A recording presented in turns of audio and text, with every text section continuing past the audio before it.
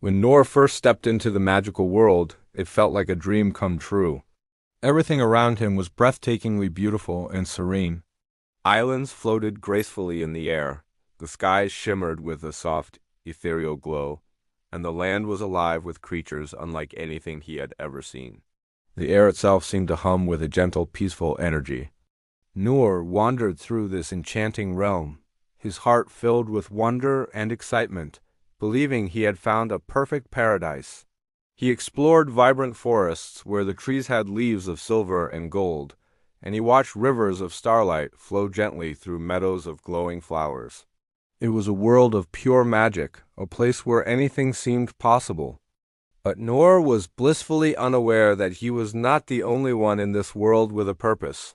He didn't know that his arrival had sent ripples through the very fabric of this land, awakening something ancient and terrible. Deep within the jagged peaks of the dark mountains, far from the light and beauty Noor was experiencing, a malevolent presence stirred. In the suffocating darkness of a cavernous throne room, two fiery red eyes blinked open, cutting through the shadows like hot coals. A voice, ancient and filled with a chilling hunger, echoed off the stone walls. It was a sound that could freeze the blood, a whisper that carried the weight of 1,000 years of darkness. "So," the voice rumbled, a sinister satisfaction in its tone, "the key has finally returned." From the throne carved of black, jagged obsidian, a towering figure began to rise. This was the Dark Lord, a being of pure malice and shadow, whose very existence was a blight upon the land. His form was wreathed in darkness, and his presence radiated an aura of absolute power and cruelty. He looked out from this fortress of despair, his gaze piercing through space and time, sensing the key's presence in the world. A furious rage ignited within him, a fury that had been simmering for centuries. He turned to his shadowy minions, his voice a command that could not be disobeyed. "Find the boy," he snarled, the words dripping with venom, "and bring me the key." His order was an earthquake, a declaration of war against the light. The moment the Dark Lord's command was issued, the world outside began to transform. The peaceful, glowing sky that had so enchanted Noor suddenly twisted and warped.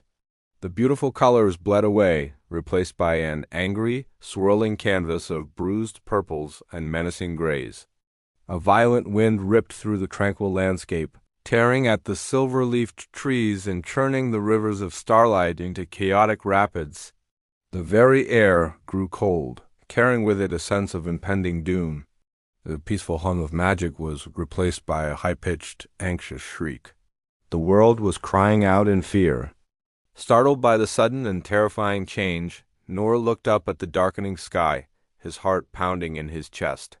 Beside him, his new companion, the swift and knowledgeable Rio, stared at the horizon with wide, fearful eyes.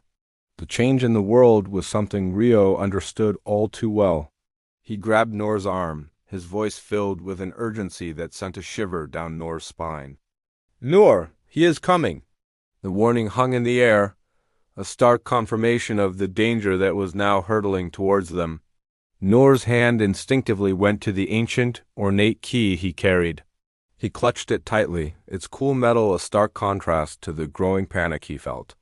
As he held it, a profound realization washed over him. This magical world was not just a paradise to be explored. It was a battleground, and he was standing right in the middle of it. He wasn't just a visitor anymore. He was a target. In that moment, surrounded by the howling wind and the darkening sky, Noor understood. His true journey, the real reason he had been brought to this world, had only just begun.